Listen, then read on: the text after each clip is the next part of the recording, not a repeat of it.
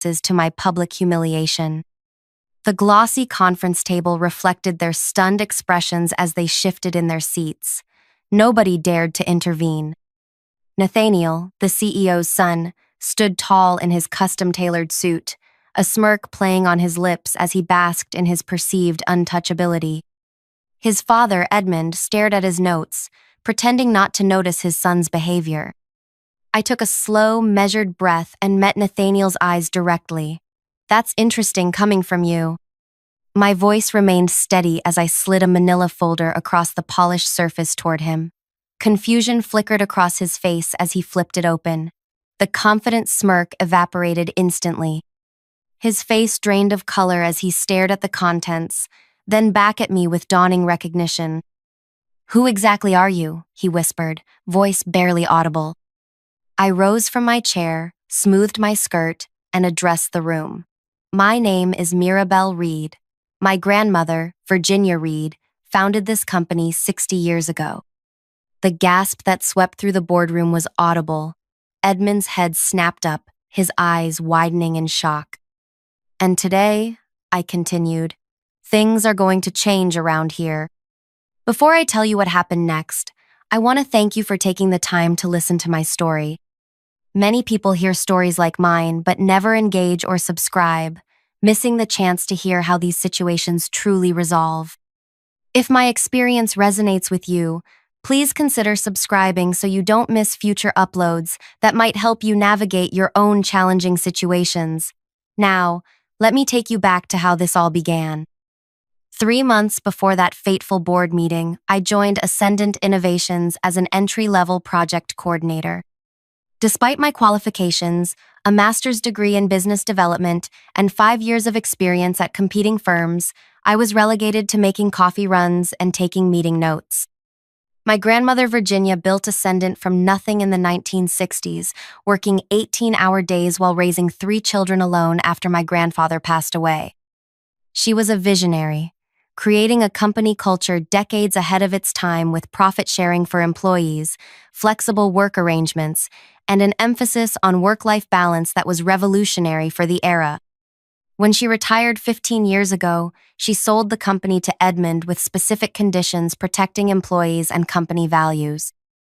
What most people didn't know was that my mother, Cordelia, inherited a significant portion of voting shares but remained a silent investor, never setting foot in the corporate offices. I grew up hearing stories about Ascendant, how it began at my grandmother's kitchen table, how she fought to be taken seriously in a male-dominated industry, and how she created opportunities for hundreds of families. But in recent years, troubling reports had reached us. Employee satisfaction had plummeted, turnover rates had tripled. The company's charitable foundation had mysteriously reduced its activities. "Something isn't right," my mother had said one evening, reviewing the quarterly reports. "The numbers look good on paper, but these employee surveys tell a different story." That's when we hatched our plan. I would apply for a position under my married name, which was different from my mother's maiden name. I would observe the company culture from within, document any issues, and report back. If things were as bad as we feared, my mother would consider invoking her rarely used veto power over major company decisions. My first day at Ascendant was eye-opening. The warm, collaborative atmosphere my grandmother described had been replaced by competitive tension. People worked in isolation, afraid to share ideas. The open-door policy was gone. Executives worked behind keycard-protected doors on the top floor. Then I met Nathaniel. At 32, he was only 2 years older than me but carried himself with the entitled confidence of someone who'd never faced a meaningful obstacle. As the VP of Operations and the CEO's only son, he was positioned as the company's future. He roamed the office floors like a king surveying his kingdom. "You must be new," he said during my first week, finding me organizing presentation materials in the main conference room. "Make sure the water glasses are filled before the executives arrive." And I take my coffee black, 2 sugars. "I'm actually the new project coordinator," I replied. "Mirabelle." He barely glanced at my extended hand. "Right. Well, the coffee station is down the hall. We still need those waters filled." This became our pattern. Despite my role, Nathaniel would find ways to assign me menial tasks. When I submitted project ideas, they were dismissed without consideration. In meetings, he talked over me or claimed my suggestions weren't ambitious enough for Ascendant's vision. What he didn't know was that I documented everything, every dismissed idea, every instance of taking credit for others' work. Every time he belittled female employees while praising men for identical contributions. Eliza from marketing had created an innovative social media strategy that Nathaniel presented as his own. Tomas from product development was reprimanded for insubordination after questioning the safety testing timeline for a new release. Dozens of small injustices that added up to a company culture my grandmother would have found unrecognizable. I also discovered more serious issues. Financial reports with discrepancies. Company resources diverted to startups mysteriously connected to Nathaniel's college friends. Customer complaints buried rather than addressed. "How are things going?" my mother asked during our weekly check-ins. "Worse than we thought," I admitted. "The company values only exist in the employee handbook now. In practice, it's becoming a toxic environment." As weeks passed, I built alliances with other employees who remembered the old Ascendant or who simply wanted a more equitable workplace. Daniela from HR shared historical employee satisfaction data showing the decline. Winston from accounting quietly pointed out budget irregularities. Even Edmund's executive assistant, Beatrice, who had worked for my grandmother decades ago, sensed something was wrong but couldn't pinpoint the cause. "Virginia would be heartbroken," Beatrice whispered one afternoon, finding me working late. This company was her fourth child. She nurtured it with the same love. "What changed?" I asked. "Edmund was good at first," she said. "But when Nathaniel joined 5 years ago, something shifted. Edmund started deferring to him more and more. Now it feels like Nathaniel is really running things and not for the better." I needed concrete evidence before my mother could take action. The quarterly board meeting, where major strategic decisions would be made, presented the perfect opportunity. I prepared a comprehensive market analysis showing how returning to the company's original values could actually increase profitability and market share. The night before the meeting, I carefully organized my presentation and supporting data. I placed a small photograph of my grandmother on my nightstand, a reminder of what I was fighting for. "Wish me luck, Grandma," I whispered before turning out the light. The board meeting began at 9 a.m. sharp. Executives and board members filed in, making small talk as they settled into their seats. I sat quietly at the far end, officially there to take notes. Edmund called the meeting to order, moving through agenda items with practiced efficiency. When Nathaniel rose to present the quarterly strategy, my heart began to pound. I watched in disbelief as he unveiled slides containing my market analysis, the very work he had dismissed weeks earlier when I presented it.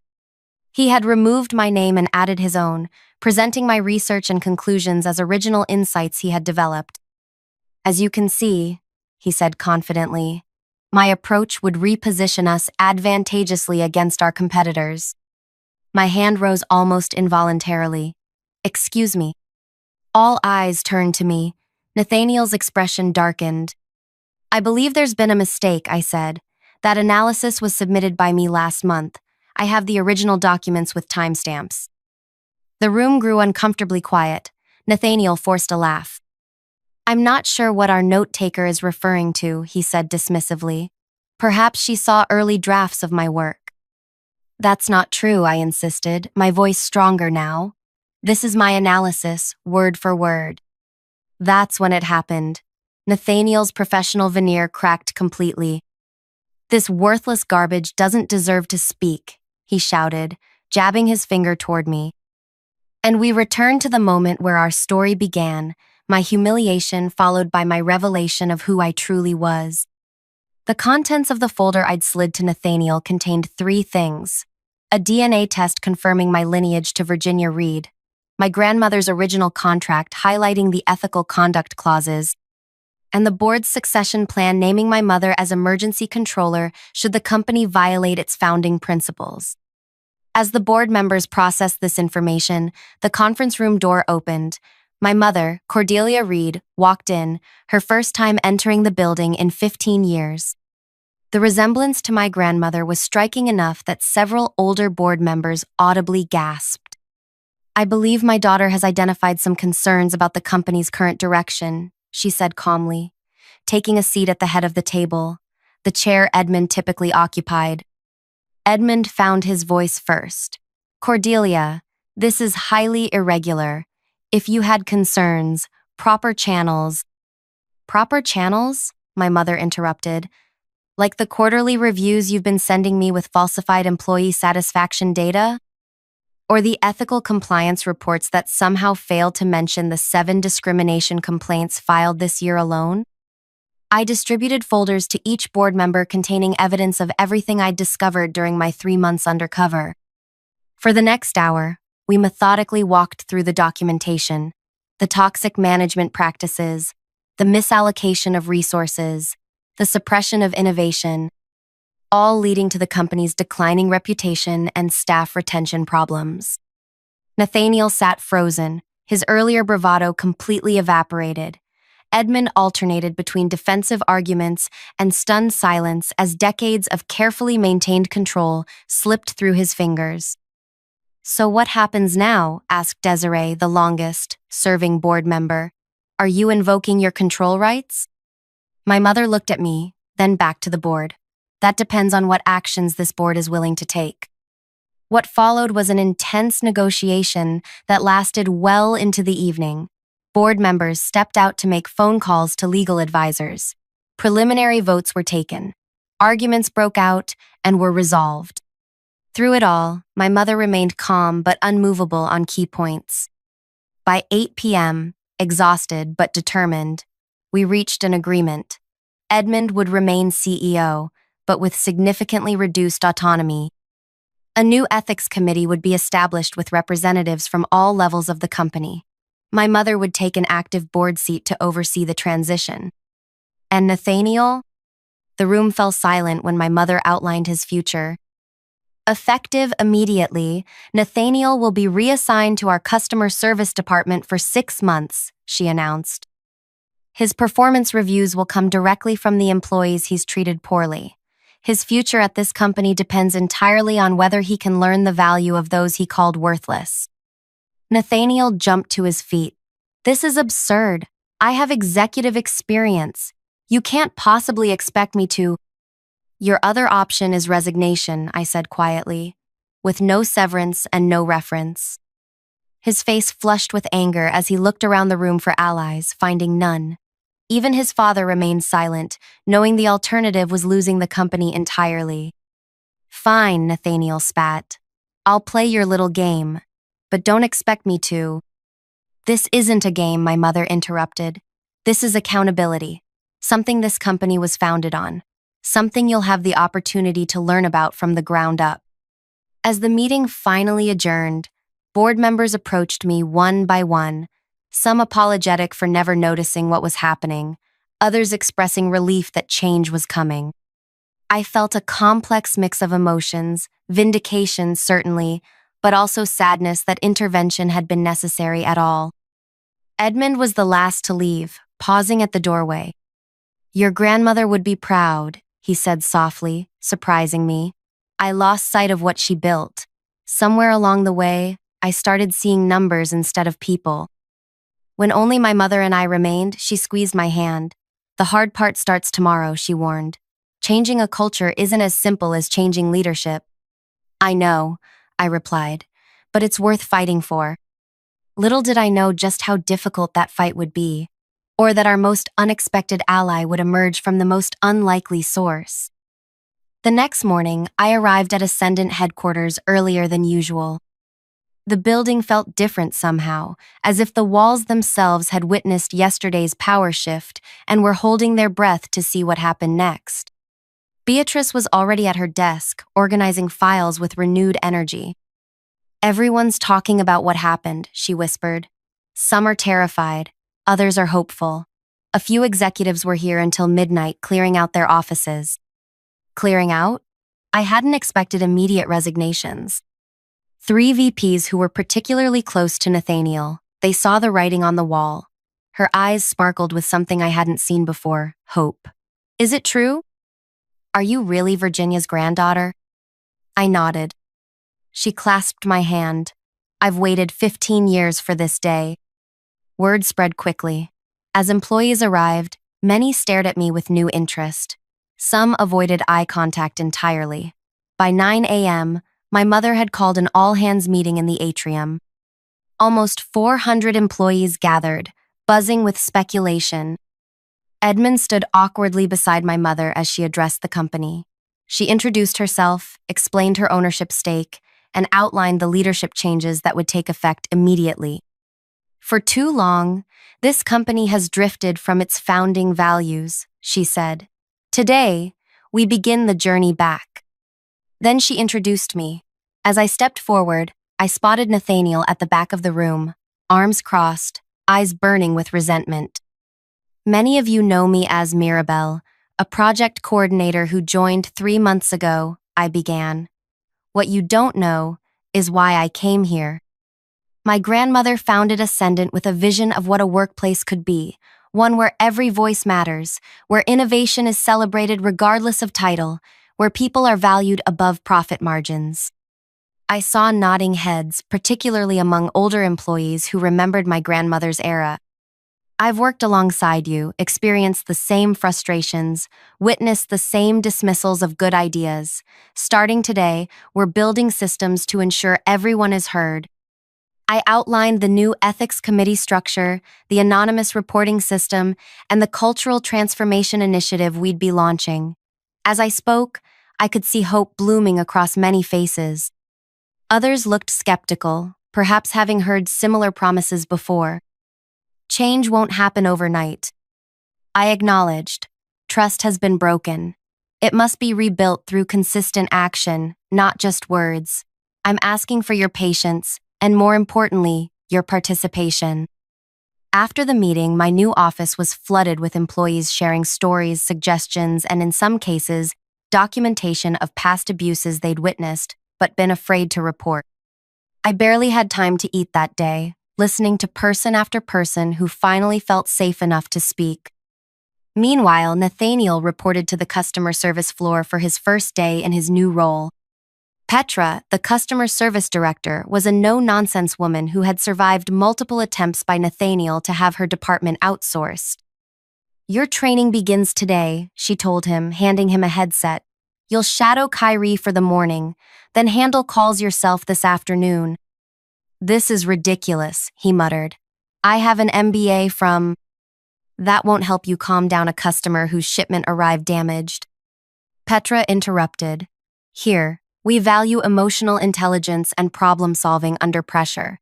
Your education means nothing if you can't connect with people. I received hourly updates about Nathaniel's first day. He removed his headset 3 times during difficult calls. He argued with Petra about proper protocols. By day's end, he had the lowest customer satisfaction rating in department history. He won't last a week, Daniela from HR predicted during our end-of-day debrief. He doesn't have a choice, I reminded her. This is his only path to redemption. The first month was chaotic. Edmund resisted many changes, particularly those requiring greater financial transparency. 2 more executives resigned rather than adapt to the new culture. My mother attended daily leadership meetings, firmly redirecting conversations whenever they veered toward old patterns. I focused on rebuilding the innovation pipeline that had been stifled under Nathaniel's leadership.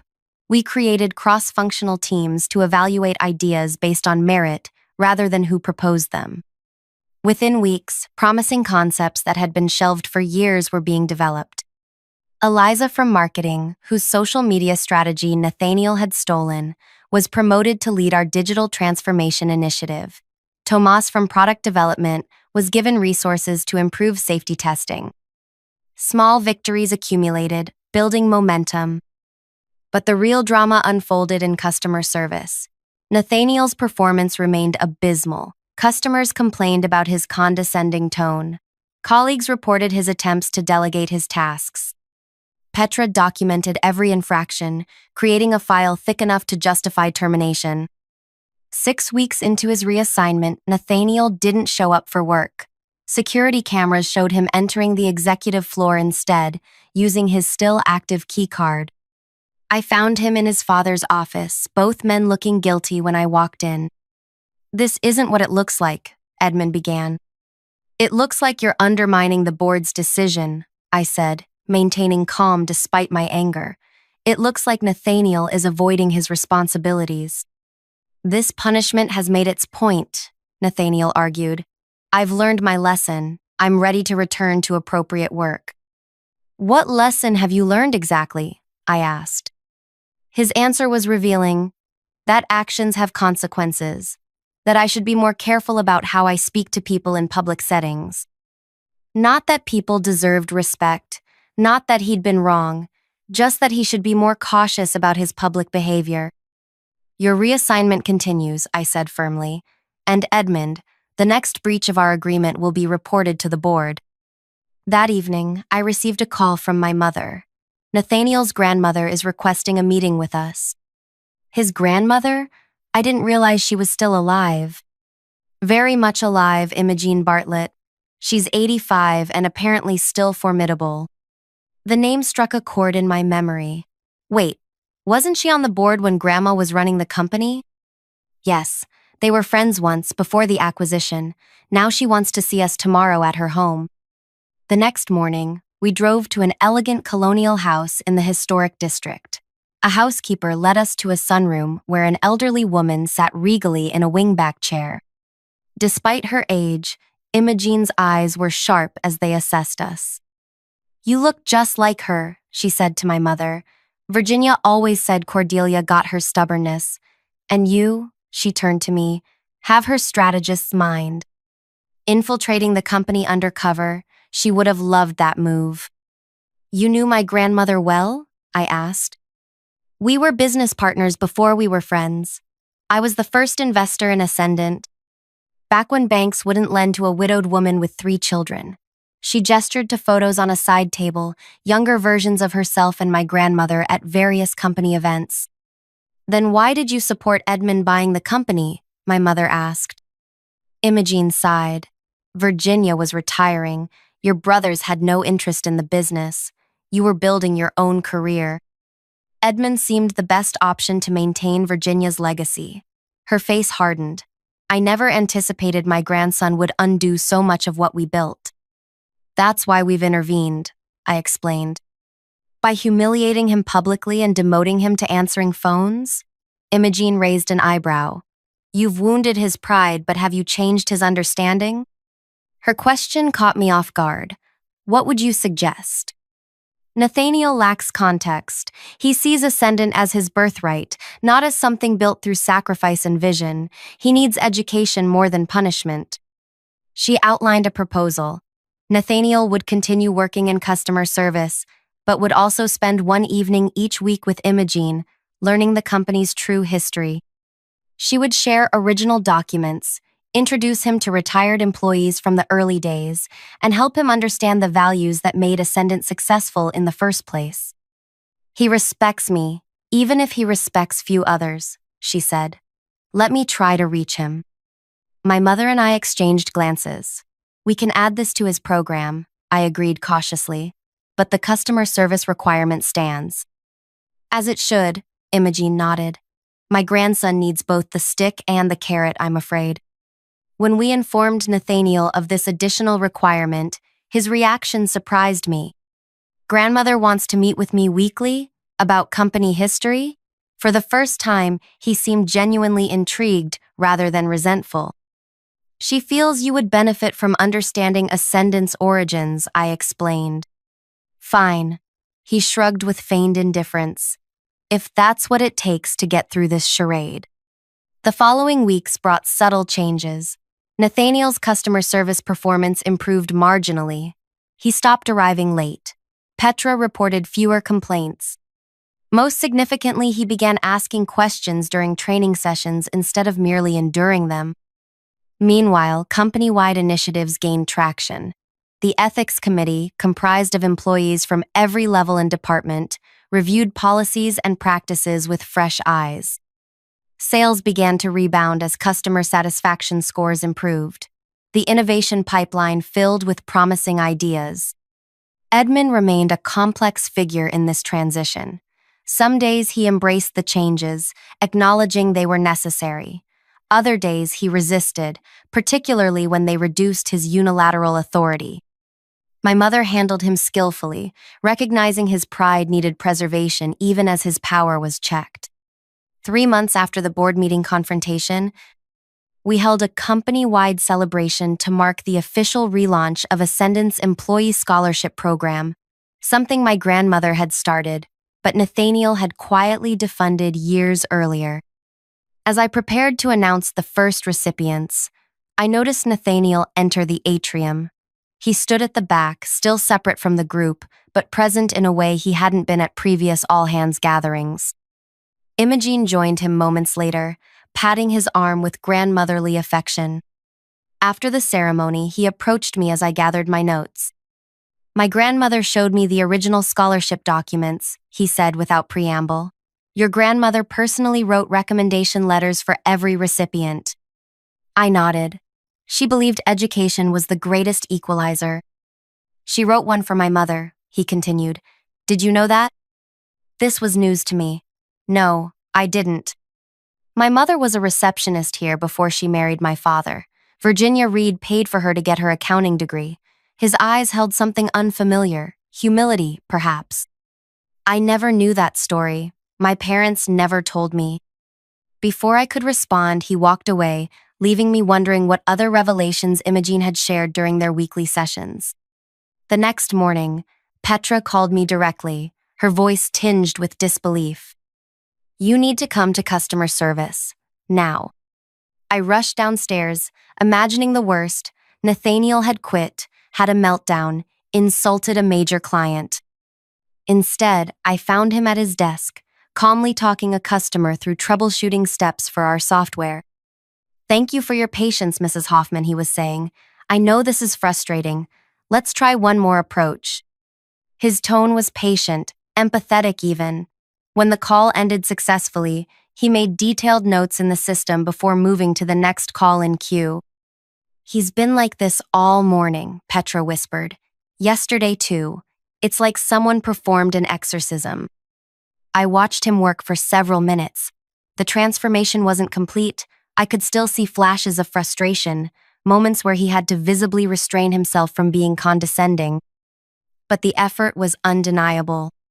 Later that week, I met with Imogene again, curious about what had prompted this change. "I showed him the ledgers," she explained, pouring tea.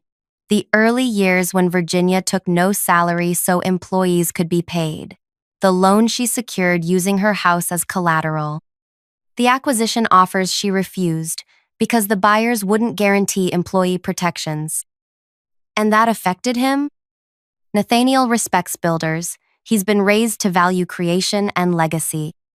When he understood what Virginia truly built and how, it reframed his understanding of the company. She stirred honey into her tea. I also told him about his mother. He mentioned that. What he didn't tell you is how it challenged his worldview. He's always believed success comes from privilege and connections. Learning his own mother rose through merit shook his assumptions. 4 months into our company reformation, Nathaniel's customer service term was approaching its end.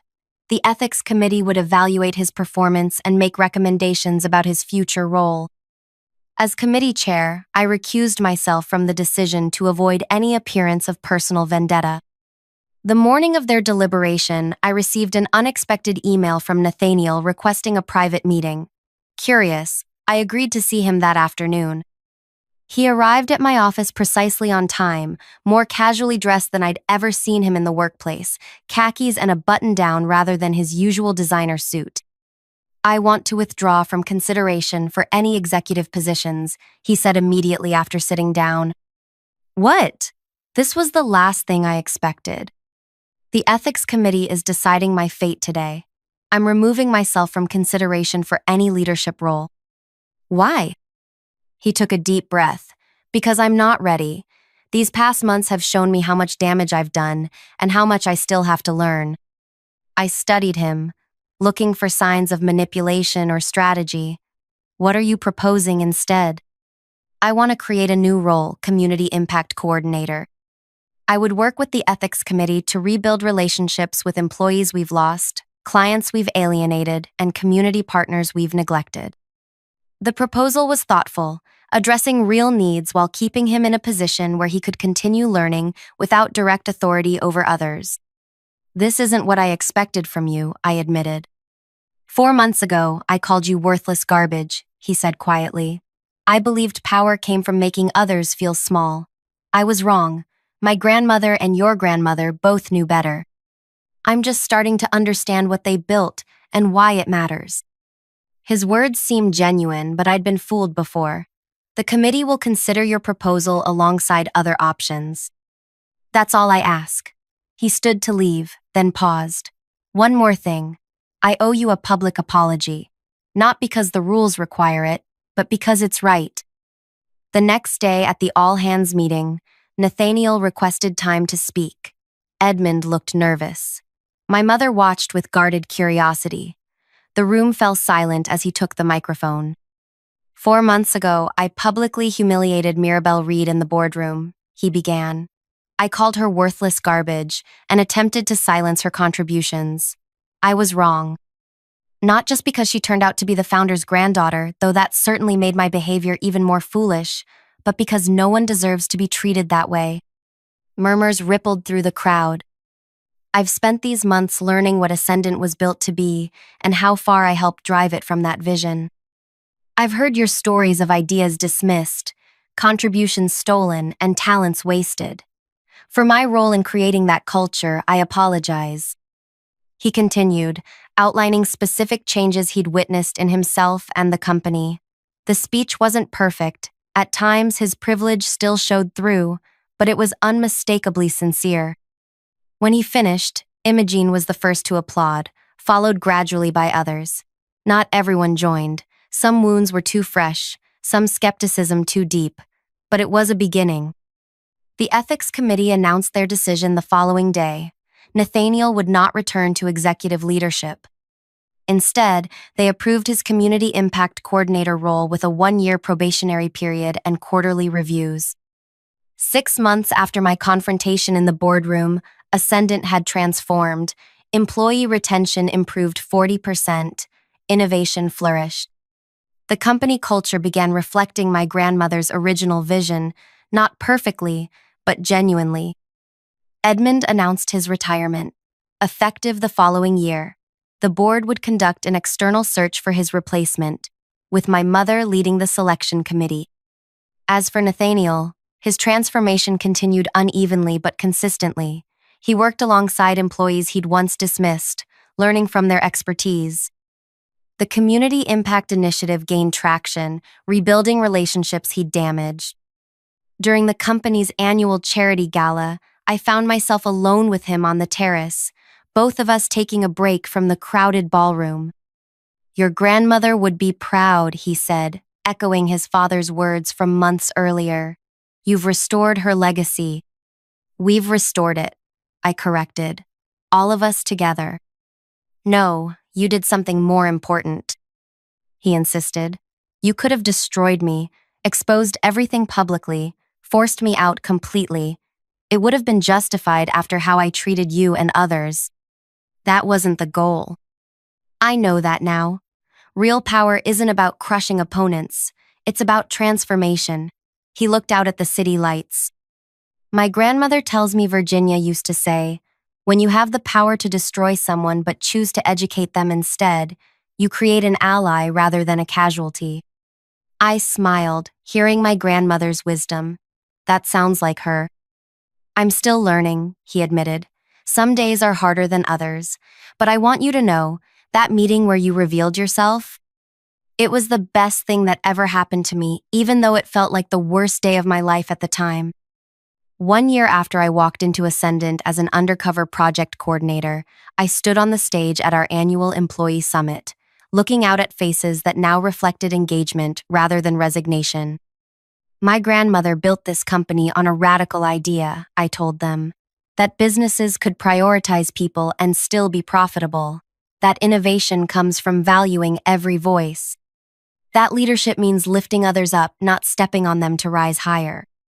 In the front row sat my mother, alongside Imogene. Edmund was there too, more relaxed in semi-retirement.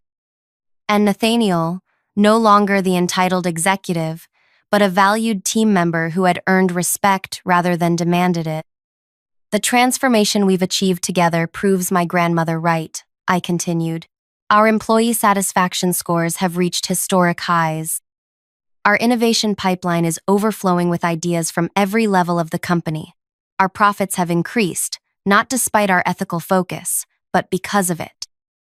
I revealed our newest initiative, the Virginia Reed Innovation Center, which would provide resources for employees to develop new ideas during paid work hours.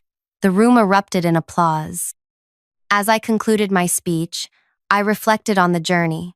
My revenge against Nathaniel hadn't been about destroying him or even punishing him, though he certainly deserved consequences. The true revenge was transforming the company back into what my grandmother intended, forcing those who had corrupted her vision to witness its restoration and eventually participate in it. Seeing Nathaniel become an advocate for the very values he once undermined wasn't a consolation prize, it was the ultimate victory. The entitled executive who had called me worthless garbage now understood the true worth of every person in the organization.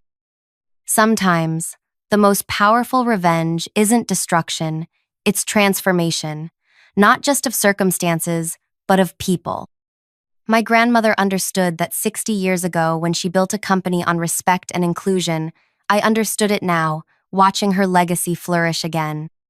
If you've stayed with me through this story, I hope it inspires you to consider how you might transform the challenging relationships in your own life. Sometimes the people who hurt us most are capable of the greatest growth, if we're brave enough to show them a better path. Please share your thoughts in the comments, and subscribe if you'd like to hear more stories about turning conflict into positive change. The most powerful legacy we can create is teaching others to see the worth in every person they encounter, even those they once dismissed as worthless.